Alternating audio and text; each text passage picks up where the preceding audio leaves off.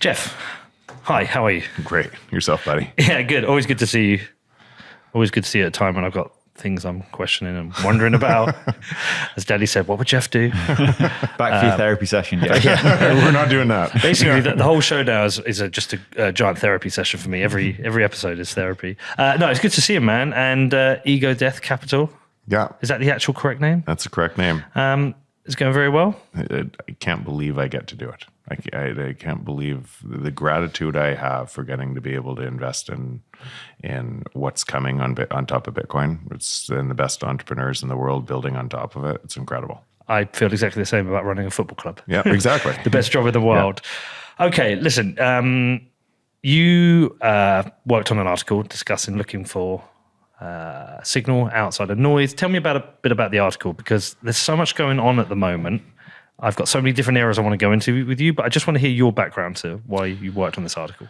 I worked on that article because at the highest abstraction level, so many people didn't understand what Bitcoin was, and what the existing money system was, and very few people typically would want to go down to the sand on a monetary system. They achieve value built on top of that level.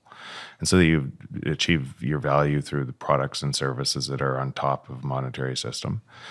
And you very rarely question the plumbing underneath it. And nobody goes about their life thinking about the plumbing. And so the plumbing could be rotten and you might not know it. And certainly if they're doing that in the existing system, then Bitcoin with different plumbing, they don't want to look at the plumbing in Bitcoin either. It's just too hard. People want to go about their day in life, and when they get frustrated or about their particular need, they don't typically go deeper on what they think it's a surface problem on top of that. So I wanted to explain in a way that people could understand that and drive a piece that they could keep on referencing that piece to be able to see what was actually happening at the plumbing level and what that would mean for everything else. So in the article, that's why I wrote it. Because for me, I like going all the way down to the sand. I like keep on questioning. I like asking why until I find the root of something. And then once I've done that, okay, I can understand the existing system. I can understand why it functions a certain way and what the pros and cons are of that existing system. And I want to do the exact same thing on the new technology or system that I think might replace that. And I ask why. And I think actually doing that process is actually also what drives the polarization in what some people understand Bitcoin to be, versus some that aren't there yet, and the transition to where we're moving in society, and from a system that we're in and measuring everything from in a society, and that has profound consequences. So in that article, I wrote that pretty simple concept, but one that people take for granted, that all money is information. And you can prove that money is information, because if it wasn't information, a Venezuelan bolivar would be equal to a US dollar, right? You would find them equal. So you know it's information, but what it's describing is the thing you want. And the thing you want is not the money, the dollars. The thing you want is what you think money will buy you. And so all it is a ledger describing what you have and what you think you need to get the things you want. And so that want could be hope for my family. It could be legacy, that future generations will think of me a certain way. It could be, if I drive a nice car, people will love me. It could be a whole bunch of things, but it's describing that, so it's just information describing that. And so if people are looking at money as information and describing the wants, and there's manipulation of money, which is just information, then you have to expect as a byproduct, everybody in the world is looking through that misinformation. And as you automate that misinformation through technology, then everyone in the world thinks that they have perfect information and everybody else doesn't have perfect information, and you have all these silos emerging. So I wanted to explore what that would look like, and then I wanted to compare and contrast it with what's happening in Bitcoin, and through that lens, you could actually just understand market economics, and you could understand what would happen in all cryptos. You could understand what would the transition would look like. You could understand the existing system, how inevitably it's going to fail, no matter what. It has a whole bunch of back and forth, but inevitably it cannot work. And what the new system would look like without carrying the baggage of the existing system in. So I think what I see in Bitcoin largely, or crypto largely, the whole space, is you have a new system emerging, and people are carrying the baggage from the old system into the new system because they can't intuit what the new system will look like, and it's almost completely inverse of the existing system. Because those who have looked at Bitcoin, challenged Bitcoin, maybe think it shouldn't exist, think it might fail, whether that's mainstream media or whether it's our friends that we're trying to introduce it to, they're not really comparing apples with apples. They're comparing historically what money's done for them to a system that looks completely different. And they're comparing what it looks like right now. Whereas what you're doing, Jeff, you're looking at where you're doing the complete opposite. You're looking at where fiat will head and where it is heading compared to where Bitcoin will ultimately get us to. Yeah. And without people comparing apples with apples, they're actually comparing like polarized systems. Completely opposite systems, and they're carrying their perception of what a system looks like in an old world where we never had the new system. Yeah. And they're carrying that baggage into the new system. And by the way, that would be normal. It's the same normality that you would look at in any monopoly, a misunderstanding technology that destroys their value because they misunderstand the value given to the people furthest away from the monopoly. And typically technology is a bottom-up disruption because the monopoly misunderstands the technology that's driven. So what would happen if that was in money? And we can explore what that looks like. But let's simplify it even further. The existing money supply, and I think most people say, so inflation is required, right? It's a belief. There is not a physics law that says inflation is required for a productive economy. In fact, it's exactly the opposite. So it's a belief structure that we believe inflation is required.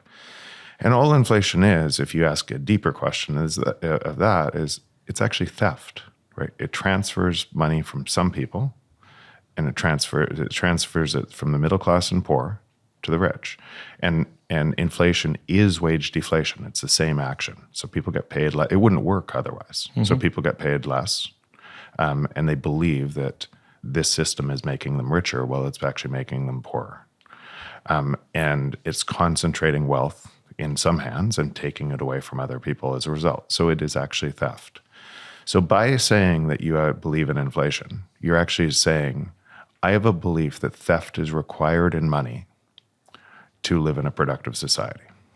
Now, if you believe that theft is required, then you should be able to explain why. So ask a deeper question. Why?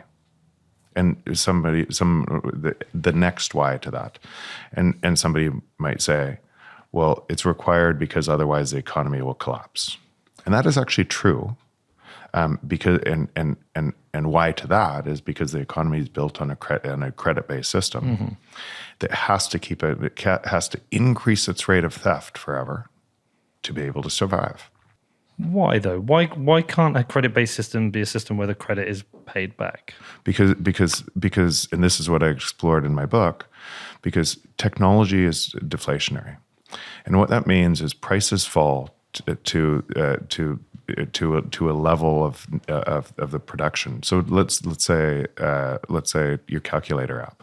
Your calculator app is free because it's a line of code. There's and in a free market, if you look on an app store, there'd be 50 calculator apps competing for your attention. There's not thousands of entrepreneurs that want to create the next calculator app. You create abundance, and it drops to free. So prices fall to the marginal utility, and that becomes free. It becomes abundant. And so that productivity gains in a free market reach the free market through price declines as we save time. And if you capture those by making prices go up, you must concentrate that wealth that should be flowing to society and saving their time in very few hands. It is theft. Mm-hmm. And that theft has to continue. And that theft has to continue. So what would happen if the emergent complex behavior of society, which is all of us, is built on theft? Wouldn't the natural mirror reflection of the world mean that the people who had the most money would be the best at stealing and might not even know it?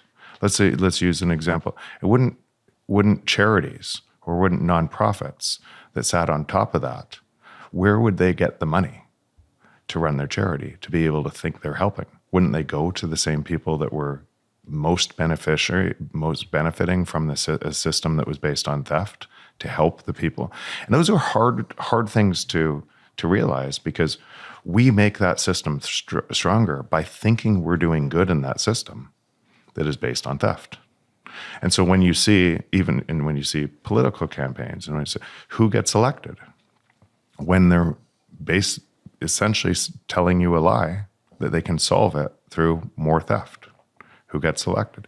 And you can see your entire world through that system, and you can see the emergent behavior of society would get worse and worse and worse, and it would be a mirror reflection back to us. That's what's happening to the world right now in the existing system. Do you think this is reflected by the tension in the world?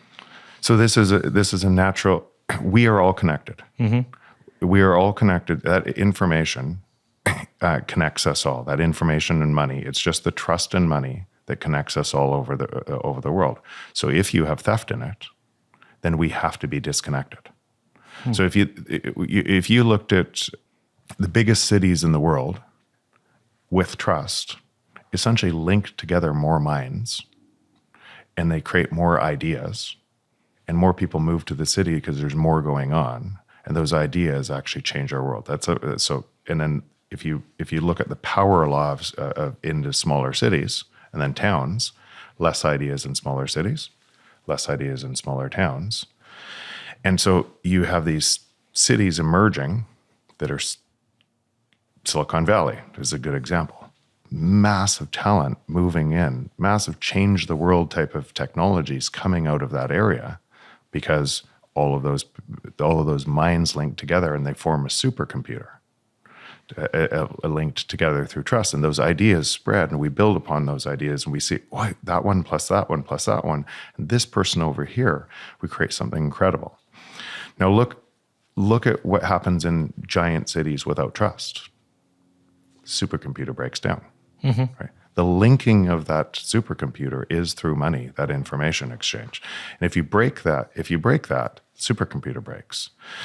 So what's happening today is that used to happen on one level. It used to happen on cities, and those cities needed to have centralized power on a grid system to be able to run the cities. Those cities need to centralize farming to be able to bring more goods to the cities, and energy and phone lines and technology, and so it fed back on itself. And what you see today is now energy through Bitcoin mining can move to the stranded energy anywhere in the world.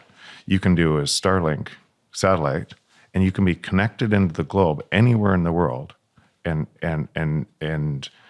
decentralize yourself from that, and still have the same access to the world. It has profound changes for that centralization of structure. So that centralization of structure, including government, to be able to make sure that whole thing worked and centralized, did provide those cities with enormous kind of growth in their economies. But now you're moving into this world where what should be happening is the prices should be declining so fast because of the productivity gains, and they should be flowing to society but they're not. They're captured.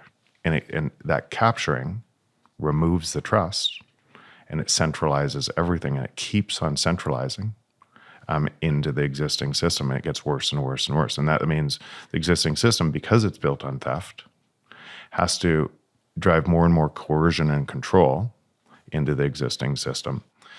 And there's no fix. So there's no way out. There's door one, let the whole thing burn down to the ground. And that because we assume money is our money, but it's actually a credit note. And so if you allow deflation to actually happen from that system, everything just fails, including all the banks, everything fails. And if you drive inflation, if you drive more theft into money, it breaks in a different way. We divide apart because our labor and our purchasing is unified. Think about your iPhone and where all those parts come from. It's connected to labor all around the world. Okay, so how does an alternate system work if you cannot have theft?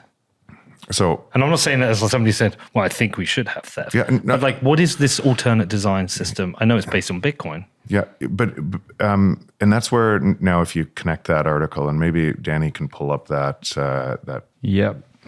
piece as Danny pulls up that piece. But if you look at from a design perspective, if money has to have theft, how did this whole system work over time? Bitcoin is the first thing that's that's decentralized and secure by design. It's the first time in human history that decentralization and security happened by design. And so let's go look back at human history, and it means all of our models going back through human history are based on a flawed design that would repeat throughout time. And we would be looking through the lens of history thinking, no, that's the right answer. That's the right answer. But it couldn't be perfect because our money was never perfect. It was never decentralized and secure. So what ended up happening throughout history is you would have money that would be stable for a time, and then it would be abused. And that abuse would take people through the same type of debt cycle. People would drive inflation in the currency, and you would destroy it, and you'd go to war because of centralization, greed, and incentives. Yeah. And throughout history, you saw the same thing happening. Whether it was on gold, whether it was on because gold had to be centralized, and then you'd build a credit system on top of gold, and that credit system would have incentives in it that the bank that levered gold more would make more money, so other banks would follow and lever gold more, and people would race into that for the leverage because they would make more money on the leverage. And the leverage would unwind and cause a centralizing function because the government had to make the banks whole to save the economy, and so you just moved the debt up the stack till the debt couldn't be repaid up at the top of the stack, and then you went to global war because the debt couldn't be repaid. And we're somewhere in that cycle right now in the existing market. And we go to war because our governments convince us it's not our fault, it's those people's fault over there. And it's really easy to believe there's a person or a group of people that are responsible rather than a system effect. So if you look through that lens of history, the strongest markets, because of that trust, that supercomputer, the strongest markets were always free markets. And we know through communism that centralizing function can't see all of the ideas of a free market, so it must make choices that lower living standards for that control. That's what centralization does. That's what centralization does if anybody listening to this has ever worked in a giant company, that nothing really gets done. Diseconomies of scale. Exactly. It centralizes and then it turns against itself. Because you can't see all the ideas through the centralization. It's the same thing in an economy. So free markets worked better. The whole U.S. system was built on a free market that actually worked far better for a long time, and it was encoded in Bill of Rights, Constitution. But money is and same Magna Carta was a. So correct me if I'm wrong here. You might not know this, but the kind of laissez-faire economy of post-Soviet Russia did fail, and that was more a free market economy. Why did that fail? So in this, there are a bunch to be able to build that over time takes, like, you can't just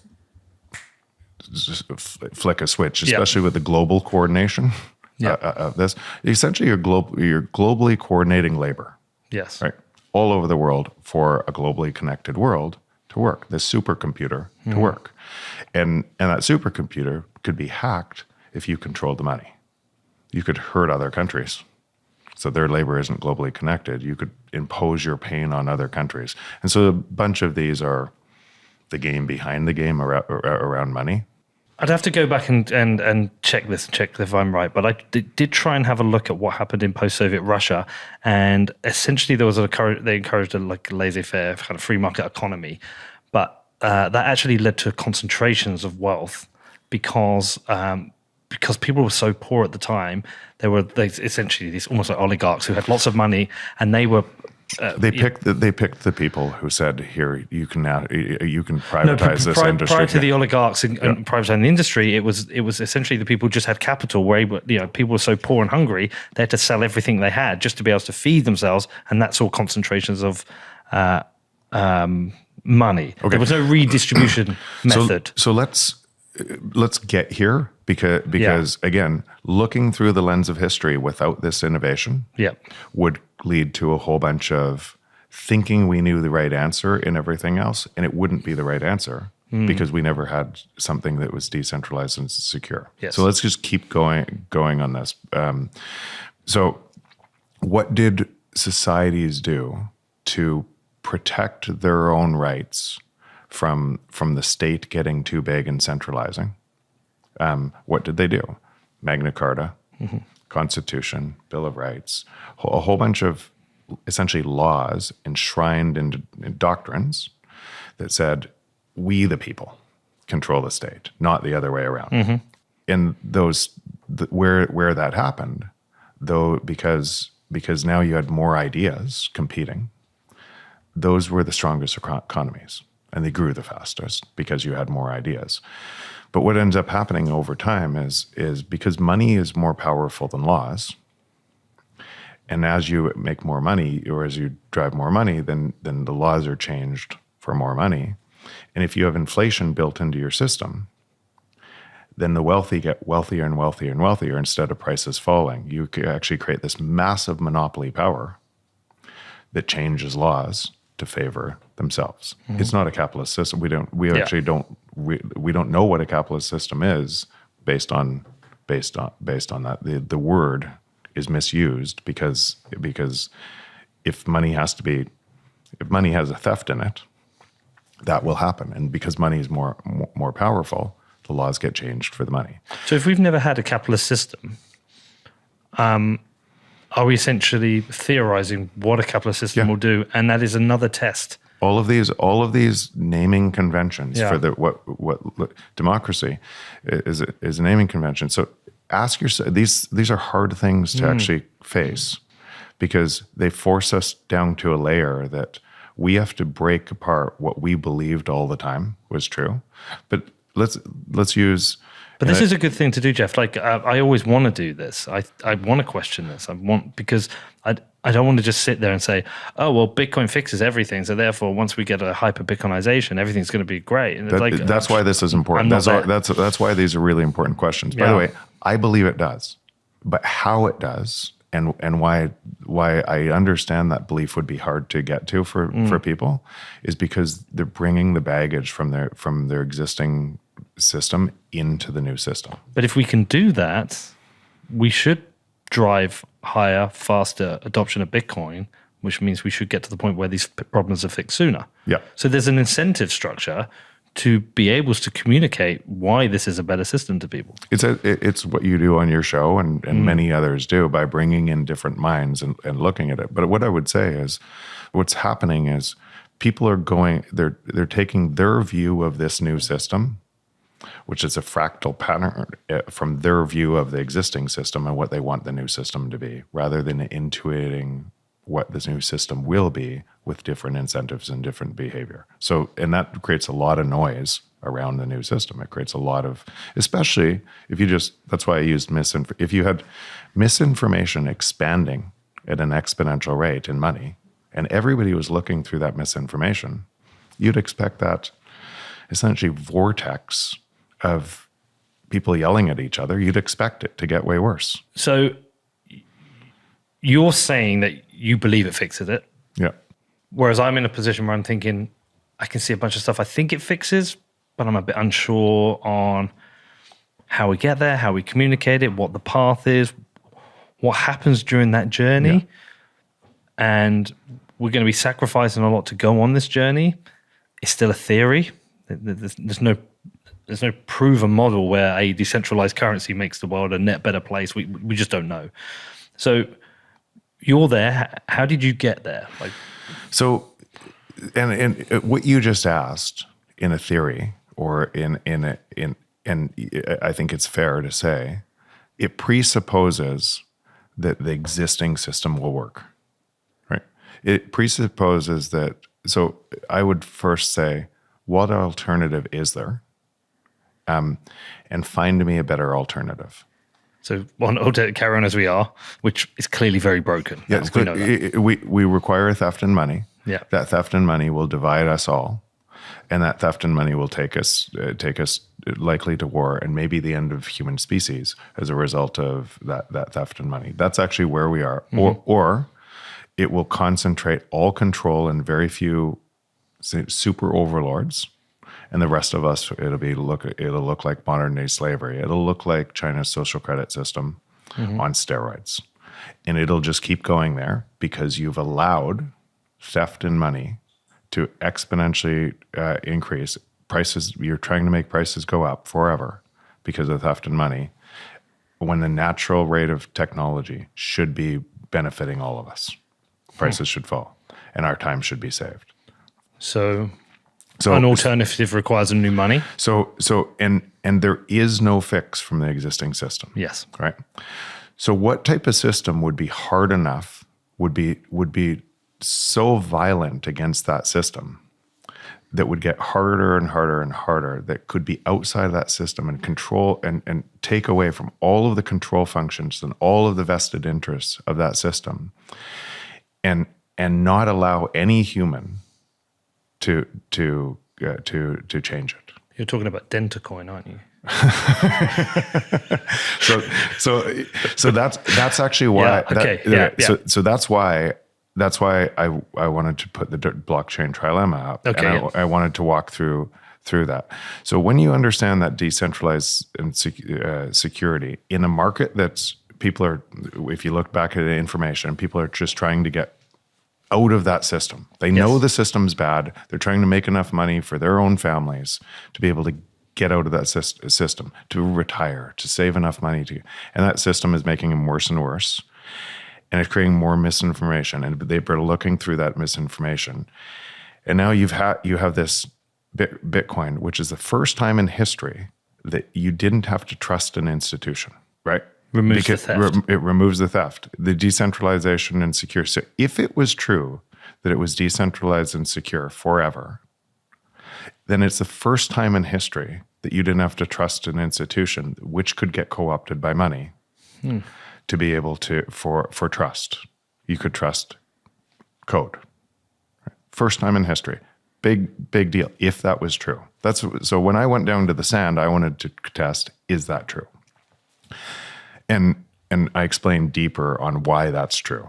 And out of that, you would have from the system, you could predict what market forces would do. That system, because it's open source code and it was decentralized and secure, would create a whole bunch of competition, right? Because it monetized from zero to up to 60,000 and back down to 16 today, but it monetized from zero to creating a lot of wealth for a lot of people that were early on the system, and so what it would naturally do in a system that was people were trying to escape a system that was causing pain, and something was growing so fast and creating untold wealth for people, it would create a whole bunch of copycats to try to create the same thing. It would create a whole bunch of noise to be able to do that. And so let's just go through what that noise would look like. First, if I could just cut over this same open source coin and create a new coin, Dogecoin, on the same, just fork it and create a new one, then if I could do that, then I could say to a lot of people, well, these people made a bunch of money on this. I can make more money. Now let's ask the next question. A copy of the original design would have the exact same utility of the original design with less decentralization and security. It must. Right? So it's a shorter chain. It must have less compute power protecting it. It must be less decentralized as a shorter chain. It has no more utility. And its ability to catch up. So it can't. Yeah. So the network effect of the main chain gets stronger and stronger and stronger. And yes, you create short-term a bunch of profits. And if you were the holder of this new coin, by convincing a whole bunch of other people who didn't know the innovation here to go into your thing before it went to zero, but it goes to zero. So that's one alternative.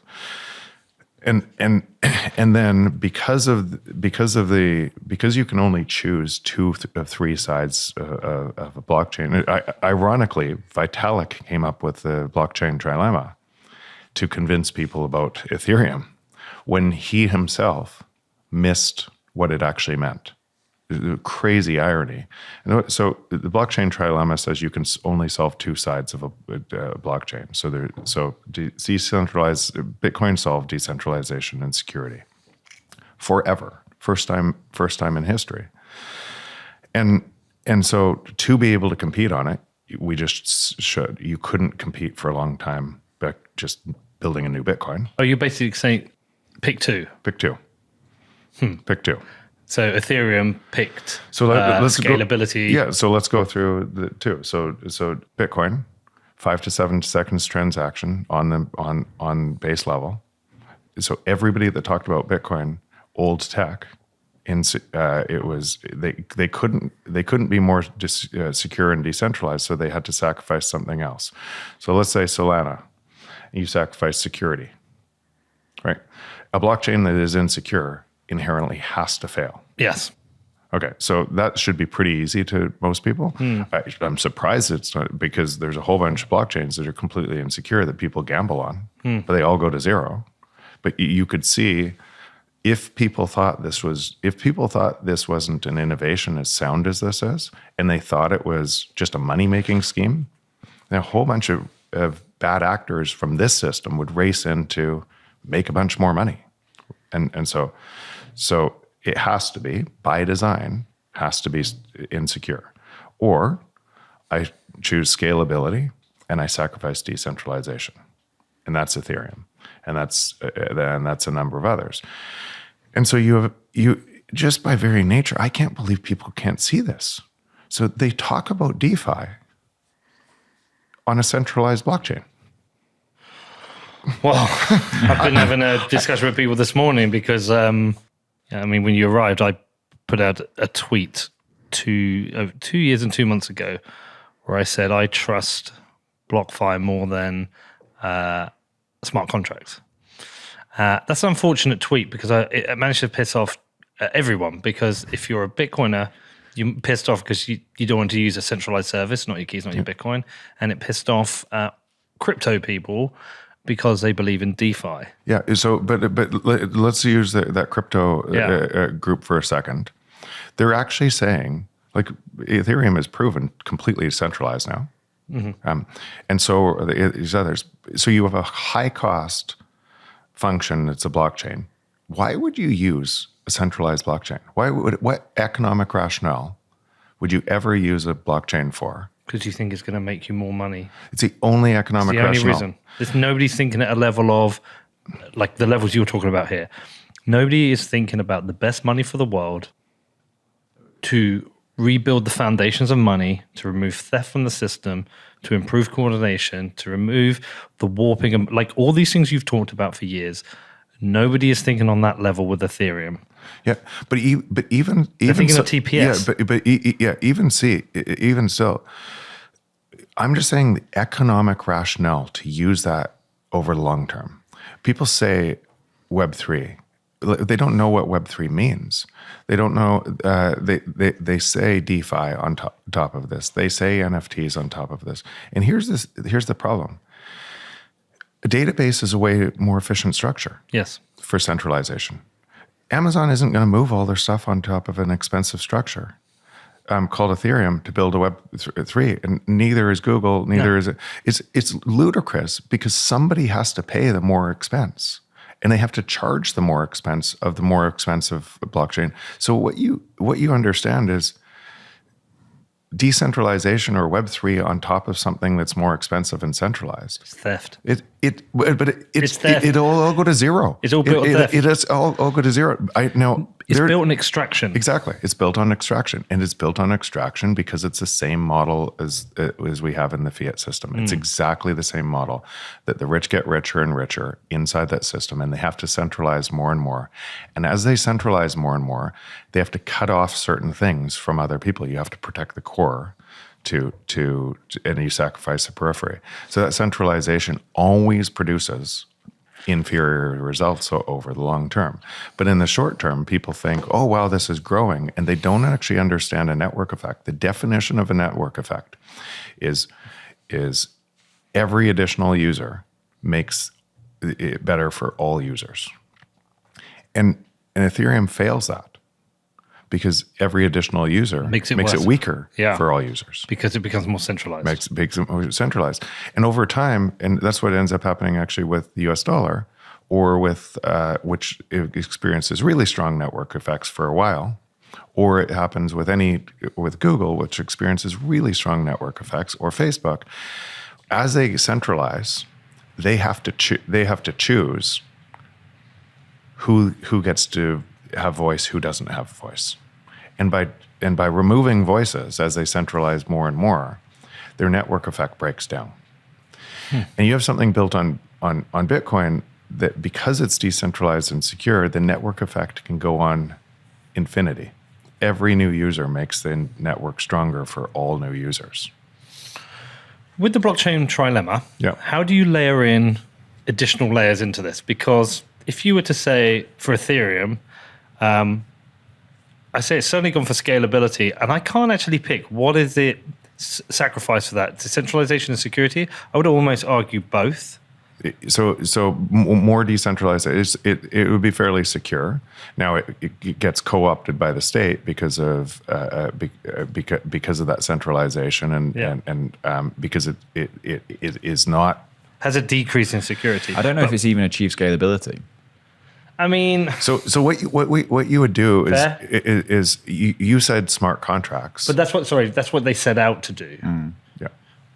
Yeah. And but you said smart contracts, and it's a really good example. By building smart contracts into the base layer, you have to expand the amount of space.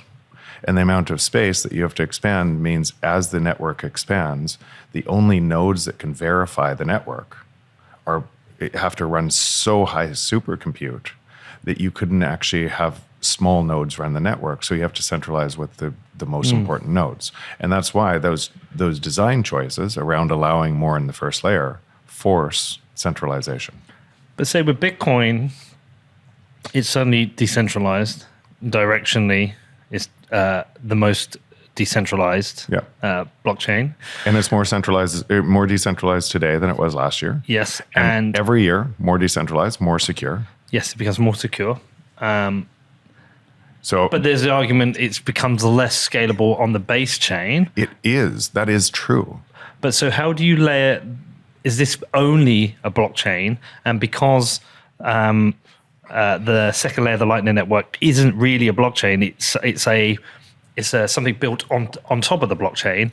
It's not part of the blockchain trilemma. This is so important. This is so important. So for any blockchain to be successful, it has to really focus on decentralization and security. It has to solve scalability at a high level. But where I'm going with this is, could it have gone for something else and solved decentralization at a high level? Could it have gone for scalability and decentralization and solved security at a high level? Or does it have to solve decentralization and security at the base chain? At the base chain, if you want to change money and you want to, it has to solve decentralization and security. Otherwise, everything relies on institutions that you trust that get co-opted by money. It has to. That's why it's such a different, that's why it's so unique in time and history, because every single other, when we read history books, when we read about when money dies, when we read all of these, they're flawed because we never had a system that was decentralized and secure at the base. We always relied on a system that we trusted who was in power, and they abused the trust. First time in history. And so if that is true, and people should do their own work with it, it's true, but it can't be broken. It cannot be broken. And I explore deeper why it can't be broken in that article. Now it looks like, instead of what people are comparing it as, they're comparing it as an asset or something like that, or a monetary premium. They're comparing it to gold and other things. And I think it suffices that test. It's a better form of gold. But now what's happened on top of that through layered, like the internet is built in layers, you don't know what TCP/IP is. Like nobody thinks about, when they're sending their email, that the base layer of TCP/IP was invented in the late 60s by DARPA. And if the base layer failed, everything fails.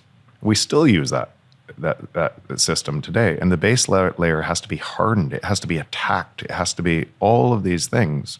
So the base layer of Bitcoin is hardening over time. And all of these attacks, if crystallized, it's uncompromising. The uncompromising ability on Bitcoin is the strength. It's so when people talk about Bitcoin maxi as being uncompromised on 5 to 7 transactions, we will not let block size expand because it ruins the decentralization security. And to try to change that, it's impossible, because there's a swarm of all these nodes that would never accept a change that it would allow that to happen. And for a long time, that creates an attack vector for all of these other cryptos to say it's old tech. Because why do you think they don't get it? Or they think they're choosing not to get it? Do you think... because you can make a lot of money by deceiving people that your thing is new tech. Okay, so the creators of the tech, but maybe the investors or the buyers of the tech. Like, I mean, I've seen it today. I see it every day. You're just a maxi. You're closed-minded. Like, do you think some people just don't care enough about... They don't spend enough time studying money? Oh, but again, who wants to every day? Like, so who wants to think about that every single day? You're like, I'm maybe a little bit crazy. But really, no, you're right. But who wants to actually think? There are very few people that want to go down to the sand on both different systems. And remember, our measurement of a system comes from the system. So when you say it's a theory of the new system, well, all growth comes from intuiting what behavior will look like on something new, and there's no way to measure that. You're predicting it, and you're predicting under different circumstances and different incentives what will change. That's what all new businesses do when competing against existing businesses. And I see this all the time in the businesses that I built that created a whole bunch of wealth against an existing system. When you first go to people and you tell them your idea, they tell you, well, give me the measurement of why your thing will work, because I'm measuring Kodak sales, right? And you have to predict what people's behavioral change will be on a new system. With Bitcoin, do you think we still don't have mass adoption? We have mass awareness, we have adoption, and we have growing adoption. Do you think the massive growth and adoption will come from educating people of what Bitcoin is, and they understand it and they are forced to use it, or they make a choice to use it? Or do you think ultimately it will come from the system suddenly growing so fast and everything else failing they'll be forced into accepting it? Both. Both, okay. Both. We would, if you can think about this, many people listen to this show and they'll go right back into their fiat world for the fiat job and try to make enough money and try to keep that going and yell at the system. Well, they know, and they'll spend most of their time reinforcing the system that they hate. It's so funny you should say that, because I am questioning that today. Most of our time, remember the existing system we live in, which is just a make-believe world that we allow people to destroy our value, steal our time, Yeah. and we say that's okay, and we make it stronger by voting left or right, saying this person's going to fix it from the same system or this person's going to fix it from the same system. We make it stronger every day by yelling at it. Huh. And if it was working, and technology produces abundance everywhere, if it was working, then the world would look really different than it does today. You wouldn't have more and more dictators emerging. You wouldn't have more and more people starving. You wouldn't have the world breaking apart if it was working by any definition. So before, and it's gone way up since I said this, but when you look at the greater system, and it's created $185 trillion of GDP or of debt in 20 years to counter effect what was happening in technology, essentially to try to grow your way out of productivity gains, and not grow your way out, steal from people, because every dollar you created $1 of GDP gain for every $4 of money that you made up. And it has to get worse and worse and worse. If the system was producing the right benefit for society, you would see it, right? It's obviously not, and it's getting worse and worse. So this new system, why people don't see it, the system they live in is 4 orders of magnitude bigger, not 4 times bigger. Right? And everything they do is in the existing system. They spend more and more of their time, and even on Bedford, you take Bitcoin. Well, I just paid you in Bitcoin for. Thank you. Yeah, but what that says is you're spending more of your time, and even yourself, you're probably spending 25% of your time into the new system, maybe more for you. And I'm trying to spend way more of my time and energy building the rails of the new system, funding the entrepreneurs that are building on top of the new system. Well, it's part hedge of the new system as well. Like, we have to operate the football club with pounds, because we have to pay our bills in pounds, pay our team in pounds. But I know that everything is changing, and I want to own Bitcoin. So any Bitcoin we take, we hold that, knowing that we've got a foot in the new system. Yeah. Yeah. But we can't jump both feet in, because it will risk the actual survivability of the club. But we can put a foot in. Yeah. Yeah. So I've used this example in a couple of podcasts, so sorry for people who've listened to this before. But if you were on a way smaller scale, if you were an executive at Sears from 1995 to 2010, and you're that executive, and you're saying you would be trying to protect your turf because stores were the most important, and people didn't want to buy online, and they wanted to drive to your store. And because of that, you'd have limited shelf space, and you'd have to choose the items that people saw. And you'd think you were right on choosing the items because you never saw what people didn't see, because they could only choose on the store. So it'd feed back on itself, and you'd never see what was unseen. You'd never see, and you'd keep on feeding back on that model. And your world would be getting, same world, 2 different views. And then you were a different executive at Amazon through this, using technology to solve a problem differently, where you didn't require the store and you could have unlimited shelf space. And then people could choose actually what they wanted rather than what was just in the store. And you'd have 2 different models competing against each other in the same world. One system, if you were in one system, you saw hope, growth, better future as your business was expanding. And in the other system, you saw getting worse and worse and worse, and getting failing and filing for bankruptcy. And that's what's happening today at a way bigger level. What's happening in Bitcoin is it's early, but people that are in Bitcoin are seeing And even through the noise of all this crypto crash and everything else, because they're immune from that. They're completely immune from that. They're in a new system that's building on truth and building hope and abundance for the future. And they're seeing that, and they're spending more time in the system, and the more and more people that are around them are in that system. Versus if your frame of reference is the existing world, it's getting worse and worse and worse, and it will get worse. So it sounds more like you believe we're collapsing into this new system. Bitcoin is what's going to happen no matter what, is Bitcoin is going to reprice everything into Bitcoin.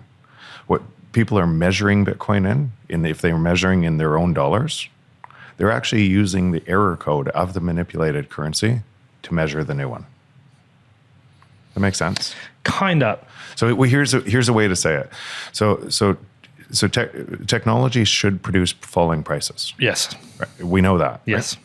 And it isn't, because or it isn't broadly. And remember, technology is an energy too. We know it does for TVs. Exactly. That's the one that always comes back to is TVs. Jeff, I just bought the most ridiculous TV in the UK. It was like, for that, we did that interview set, didn't we? Yeah. What was it, like 60 inches? Yeah, it's like 70 inches. High definition. It's 20 times better than the TV I bought 4 years ago. It was like £700 or something ridiculous. And the TV I bought 2 years ago was like £2,000. Yeah.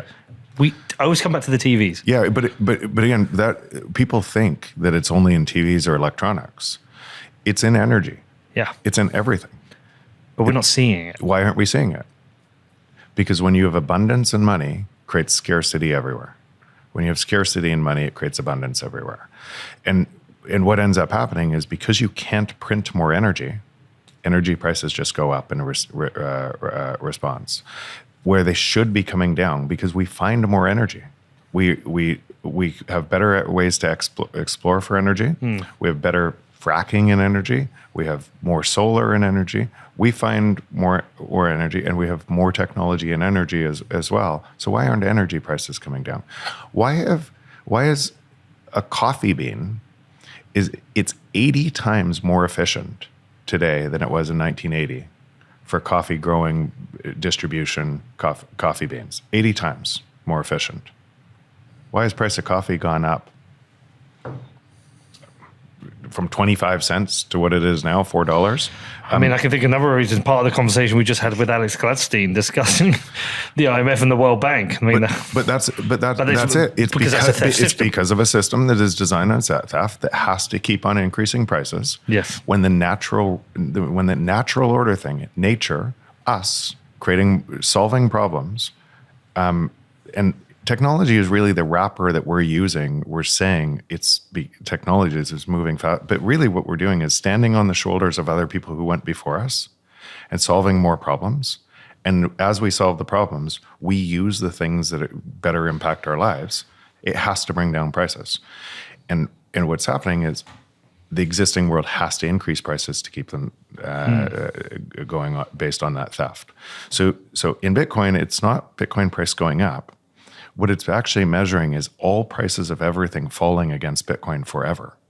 And it doesn't actually matter how it gets there. The existing system is going to flail around, and some credit is going to be destroyed. Then they're going to do massive inflation.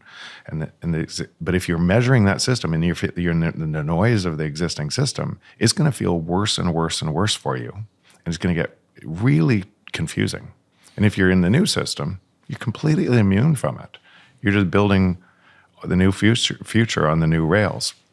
And we didn't really talk about why level 2, layer 3 on protocols, they have to harden. And so Bitcoin on the first layer hardened at the expense of scalability. Hardened, and everybody, and that gave a whole bunch of people an opportunity to create a whole bunch of money by saying their thing was scalable. And it makes perfect sense in a system that's being manipulated to a whole bunch of grifters. And it's not just grifters. It's other people who actually thought that thing would work and then built businesses like NFTs on top of that system of centralization, thinking maybe this will work too.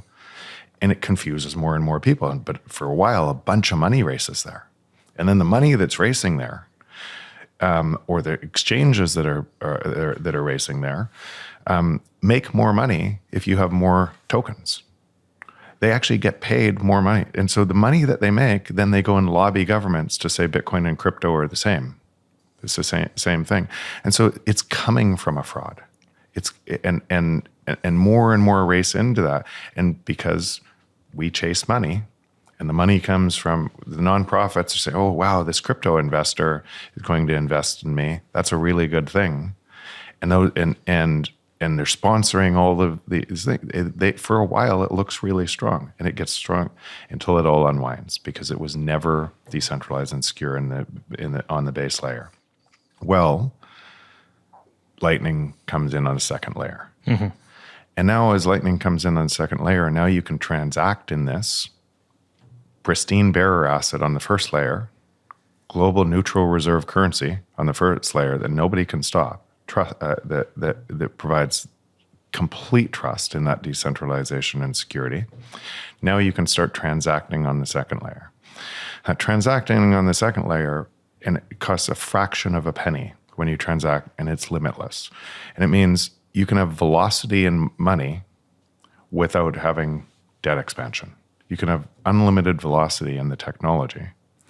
It doesn't have to be backed by anything. It's backed by energy and that security of the network. And now you can add unlimited velocity and trade between people, which is all really money allows you to do. Trade between anybody in a fraction of a second globally and transfer value. And as you're doing that, it builds a really powerful network effect because the people that are doing it earlier are essentially saving 2.5% credit card fees and other fees.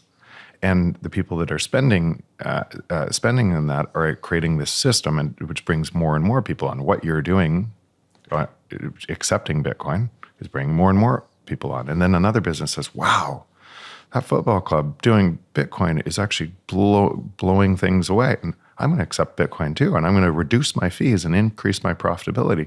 Then I might even offer an incentive for somebody else to pay in Bitcoin because I make more money. They should be able. We can share that and the network gets stronger. And every single person that does that makes the network stronger for every other person. And then entrepreneurs see that and they see, whoa, I can build something on top of this network that builds the future. And I do understand that if you're not looking at this through this protocol layer, and you're looking at it the historic what Bitcoin was, you might not see all of the stuff that's coming. Just like I didn't see the iPhone before the iPhone was in my hands. You might be looking back on the technology revolution that's coming. You might totally miss that this is the new peer-to-peer internet that's emerging, and it changes everything because you're looking historically at what it was or what the sideshow of this crypto thing was. So how do you take people from a point of, I'm always thinking about how do I communicate this to my family, to my friends? Like they all know I've got this Bitcoin podcast. They all know it's one of the biggest there is. I'd be surprised if any of them listen to more than one episode a year or a couple of years. They don't. They ask me about Bitcoin. I tell them. They don't care. It's so they see I dedicate my life to this. I travel around the world and work on it. How do we take people from that point and say, look, you really need to spend time looking at this, understanding this? So you first ask them why they believe that theft is required in money.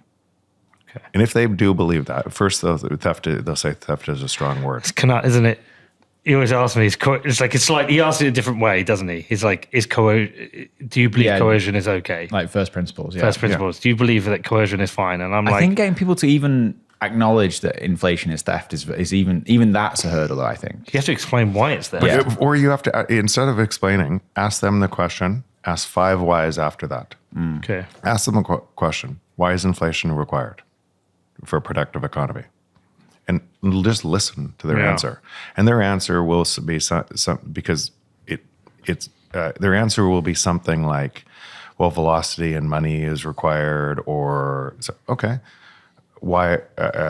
Because that is true, but why is debt required for velocity of money? Right? And as they break down their own belief structure into first principles at the bottom of 5 whys, they'll come to the same conclusion that, okay, we have a money based on theft. And if we have a money based on theft, ask them, what would the complex behavior of society look like with money based on theft? Would it be a mirror image of what we see today? And who would win from that? Who would lose from that? Does the media sitting on top of that win from that or lose from that? Do the richest players in the world, why would they be so anti-Bitcoin? If you're a beneficiary of the existing system, and then you might be able to move them over to understanding, or at least looking why an alternative is important. Is there any part of this that we look at this through the lens of US monetary policy and US global reserve status, and see the absolute abuse of the system, both at an international level and a domestic level, but when you can actually look at other, I would imagine I know some guy wrote to me recently, he said, look, Norway has a very good functioning society and economy. It is high tax, but it has very good social services. It has very good education, very good health, very good pension support, high standard of living. Did you ask him why? No, it's just because the email came through. But the email came through in response to one where I'd said previously I'm a fan of smaller government. I believe smaller government would be lower tax, more productive society. And he just wanted to counter that and said, I believe in a higher tax because I believe in a safer and more a better coordinated society. So I haven't gone into the debate with him. Yeah, and really what his belief structure is based on is Norway's rich in oil. And because they're rich in oil and they're tied into the U.S. reserve system of oil, then so his belief structure is based on a system. Half a story. Yeah. And I understand why, because he grew up in that belief system and everything else, but he can't see that example. He can't see how that system has to steal money from other people, other countries, to keep him in his standard of living. Well, so that's the added layer based on the discussion we've had with Alex Gladstein today, which was, is this going to come up before, Alex? Way before, yeah. Okay, so we did an interview today with Alex Gladstein. I'm just going to tell a small amount, but it's looking at how imperialism has essentially been has become kind of economic imperialism. Previously political and territorial imperialism has become economic imperialism. So what you're really saying there is that some of the benefits that we've had have come from the fact we've extracted wealth and resources from poorer countries. It has to. Yeah, and that again, that's a new layer I wouldn't have had until I had that conversation with Alex today, and that changes the picture again. Okay, so just thinking forward, you've obviously thought about this a lot. A lot. One thing I think about is, what is the structure of society? How does society coordinate and operate in these new systems? And I am not somebody who votes democracy because I want to suck on the teat of the government. I believe the government is great. When I've rationally gone through every form of governance, I've come to the conclusion that there will always be hierarchies. And we have a range of hierarchies now, from full dictatorships to Western liberal democracies to halfway houses. I would hate to burn down one system and to be replaced by something worse. I would hate to burn down a Western liberal democracy and it evolves into a horrible dictatorship. I don't know what comes. Based on what you're imagining, how do you see governance and structure in society coordinate? Yeah, and what I would say is you step in landmines often because of that, and so do many other actually Bitcoiners and other people in it, because our frameworks for what we call a democracy, what we call capitalism, what we call communism, what we call libertarianism, our frameworks, Western liberal democracy, are actually all wrong because we've never had a decentralized, secure. That's fair. There's no. What do you mean by step on landmines? Do you mean make mistakes, or when I say you'll contribute to a conversation that'll polarize a different group? Yes, because that group is looking at through their framework, and they believe their own framework because of something in the past is the right one, and this believes Okay, this, good, yeah. and so it just polarizes we don't actually have a word for what this will look like yet. By the way, I believe like I have a responsibility to stand on landmines all the time. For every person who says, "Oh, he's an idiot," he thinks it's like there's a group of people who also say, "Oh, Mike, I agree with him," or I want to have that discussed. The role of this is that we step on landmines and have these conversations. So I love that. Yeah. So let's go through some of those. Let's say a Western liberal democracy. You believe in that structure. In a Western, I believe it's the best we have. Okay, but in a Western liberal democracy, that inflation is most of government's revenue, and you don't have a vote in inflation. Do you have a vote that counts? Yes, I believe I do. How? But no, explain that. How? I believe I have a shitty vote whereby I cannot change that one thing that you said there, but I have a vote that does draw. Like, I believe I have a vote that maintains and keeps us away from being a dictatorship. Okay, I disagree with you. Okay, and here's why I disagree with you. Because if that rate of theft has to increase, what ends up happening at the next stage of that is what ends up happening is you turn into a dictatorship. And you turn into a dictatorship because people are so hurting from that, they vote to remove their individual rights and freedoms. Yes. Which we see with the dictator that tells them it's a different person's fault. But we do have I can go down to London and I can protest openly and freely in front of Downing Street, in front of government, in front of Whitehall. You could have done that in Germany too, pre the 30s. Of course. But at the moment, I do have that ability. I don't have that ability in China at the moment. I'd be thrown in jail. And I do have that ability. And if it gets too bad, maybe you can stir up a revolution. Maybe you can fight back. What I'm saying is I think our democracy is shit, but it's better than a lot of what people around the world have. So all that's happening, and I don't agree, I don't disagree with all around the world. Yeah. I totally, these authoritarian states that actually are empowered by the way that we do conduct business. Mm-hmm. They're empowered by that because you create this, and Alex would have talked about this, by protecting the core, and you drive destitution and you're robbing other societies, then you're actually funneling money into the dictator to be able to control their societies. So when you look around the other parts of the world and you realize it's actually the opposing image of what you believe you have. Yeah, that's fair. That's fair. And then because it's all based on a theft. Yeah, no, that's fair. Yeah. And so now keep going on that, and now keep going inside your country, and you realize that 2% theft isn't enough anymore. And maybe people didn't notice 2% theft. It's like somebody walking into your house and stealing 2% of your stuff. You didn't really notice. It was insidious. Yeah, but it happened every year, more and more stuff. And you could, and maybe some of the people could escape and they could make more than the 2%. Well, I think we were gaslighted into believing inflation was part of a growing economy. Yeah, but again, it's based on theft. Yeah. And then it can't be 2% anymore. It has to be 3%. Then it has to be 4%. Then it has to be 10%. And then 10 or 15%, you start noticing, a lot of my stuff is missing out of my house. What happened? And you vote for somebody who will, I'm going to fix the system. And what they do is typically they tell you they're going to fix the system from the same system, and they take more control. They take away your individual rights and freedoms, like you saw in Nazi Germany, like you see in any system that's based on theft. Yeah. It has to get worse and worse.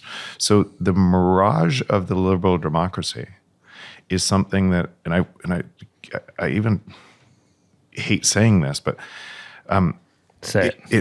it was based on a time window where it didn't look as bad as it looks, and that time window gets worse and worse and worse.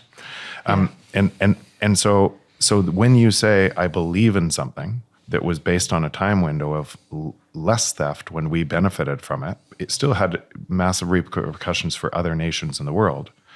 But when we benefited from it, and now it has more and more theft, all you're doing is mistaking where it goes. You're not looking at the time window of the change in human nature and how we all will vote away our individual rights and freedoms. Like even if you look at Trump versus Biden, and the Capitol Hill, what happened on January 6th, if you look at if Trump stayed in, do you think laws would have changed to protect him? Of course. Of course. Do you think people would have voted to allow those laws to change? Of course. Of course. So we're susceptible. We are susceptible in people telling us that they can fix it and removing our rights and freedoms as a result.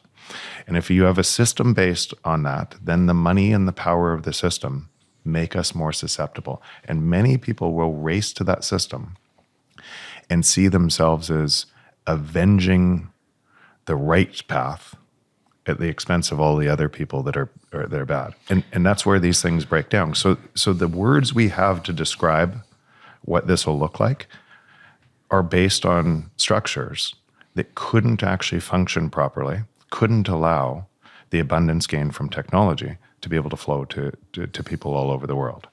Jeff, this is probably like the fourth time we've done this, fifth time? Yeah. Yeah. And previously, you and I have made shows. The first one, I think, was just based on your book on deflation and why deflation is bad, and gradually layered in more Bitcoin and more money. I don't think we've ever covered the political layer to this extent. Is this something you've connected the dots with recently? No, always. It was always there. Yeah, it was always there.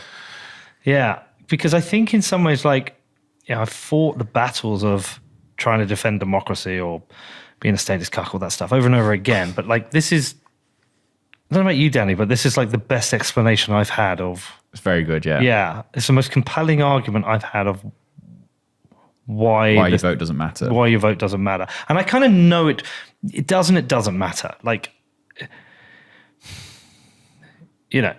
but ultimately it doesn't matter. It's the best argument I've heard so far. So what now? Is essentially, are we voting orange? So this new framework, we're making, so again, you have two systems. One is based on a lie, and one is based on truth. We know that's true, right? Yeah. And anybody could audit this system and run their own node and see that this one's based on truth. And anybody could. I do. You do, right? Running your own node is actually seeing that, and it's open source, and anybody could see it's based on truth, and everybody can see this one's based on a lie. What would the emergent society look like? If you had something based on truth versus based on a lie? And what you'll see is this one. It's early. It's really early, but why it's so hopeful is because the people that are seeing that are building on top of it. And they're building together collaboratively. They're building together. We're not enemies. And we're connected. Yeah. We're connected to people all over every person in the world is connected. And they're connected through a base layer of truth. What would society look like? It's incredible. And then that path produces constant falling prices, but government gets smaller as a result because the only government that actually succeeds tells you the truth instead of a lie. And also, if you or I travel to anywhere in the world, literally anywhere in the world, any major city, you put out on Twitter, I'm in such and such a bar tonight, any Bitcoiners want to hang out, and 10, 15 people come down, even if outside of Bitcoin you have a completely different personality, you can sit there and talk all night and you'll be on the same page, with the same goal, on the same mission. I don't think shitcoiners really have that. I don't imagine ETH people say, any ethers here, and or Pulse Chain or Dentacoin people get together and they're all on that same page. I think they just hang out. But there is that kind of unifying mission where even if you don't 100% agree on some certain Bitcoin issues, you're kind of 85% there with each other. And when you're in that, again, when you have a frame of reference around a bunch of people that feel like that and they're hopeful in building the future of the world, and then more and more people are because it's hard to understand at the base level. Remember, we experience the base level through abstraction levels of products designed on top. So our houses on top of the existing fiat system, we think they're going up in price, and we want to buy more houses to protect ourselves from money when it's actually the currency going down. Yeah. Right. And so, but we experience the value on top of there, and we don't, and it's so early in what's happening as products built on top of Bitcoin, because it had to harden first, and this comes in layers. And so the value that's coming to society through the products and the type of technology that is going to bring immense value to society, and they won't think about Bitcoin at the core. They won't need to learn everything that we're talking about at the base layer. They'll just be experiencing value on things that give them tons of value on something based on truth. And it'll seem like similar to what I ended up at. If you thought through, if you were in 1985 and you looked at the technology today, you would actually consider the technology today magic. If you actually, there's no way you could comprehend what we have today, what we take for granted today. In 1985, you would consider it that's mad. If somebody said what we just take for granted today, that it's just natural, you'd think what are they on? Yeah. Right. Now play what's happening on Bitcoin. If people actually understood what's coming on this, it's going to be magic. Now that transition is going to be because people are going to be in this system and they're going to have a frame of reference of this system and everything in this system. Then the longer they live in this system and spend all of their time in this system, they're going to be yelling at the clouds. They're going to be marching. There's going to be proxy wars. It's going to get really ugly out of this system. But it already is. Yeah, but it gets a lot worse. I wish it didn't, but it gets a lot worse. And in the new system, it's based on truth. It gets a lot better. It's really exciting. I think this is like, I don't want to be hyperbolic, but one of the most important conversations I've had in a long time, because the frame of reference for this is you just put it in a way that nobody's ever done for me in the past. It's almost like I've had all the different kind of clues and had different conversations, but to wrap this in, especially after doing the Alex Gladstone interview, there's a lot to think about with this. It connects some of the things, and I didn't listen to all of it. I know I talked to Alex lots on this. But if you actually connect just what naturally happens, now you have decentralization, you have energy decentralization, satellite communication, where you could be anywhere in the world and you can plug into a global network of minds building the future of the world, and from anywhere.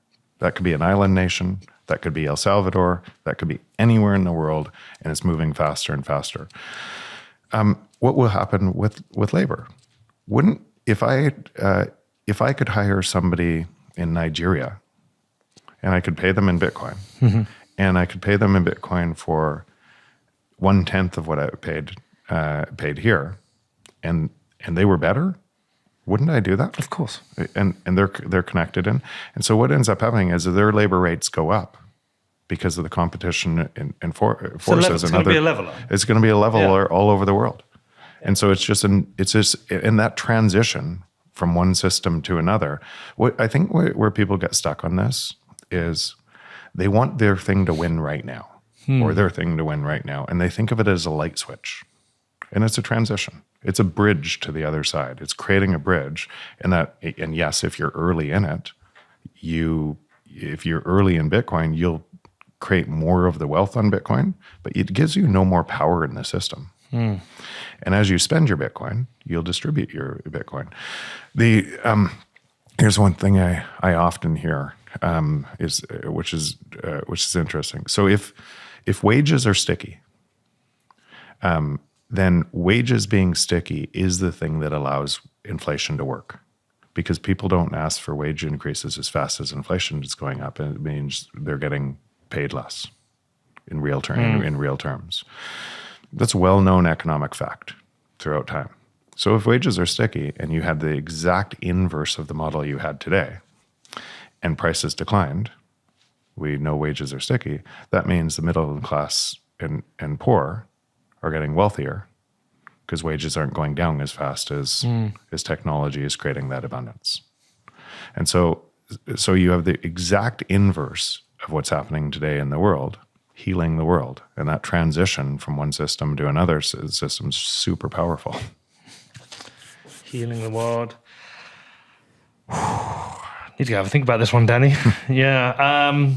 Jeff, it's amazing. It always is when I talk to you. That's two really important interviews in one day, that on an important day where other weird stuff's been going on to make me just go and ponder about a few things. Is there anything we've not covered? I don't think so. This is great. We can, if we can do it again. Can do it again.